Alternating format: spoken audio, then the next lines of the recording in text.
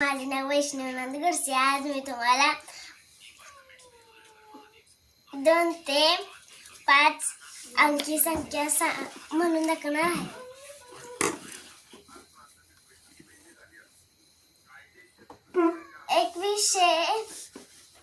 21,230, 22,440, 22,550, 10,610, 20,730, 11,810, 12,330, 15,550, 99,630, 99,720, 230, 440, 550, 650, 720, 630, 710, 920, 210, 310, 11, 12, 13, 14, 15, 16, 17, 18, 19, 20.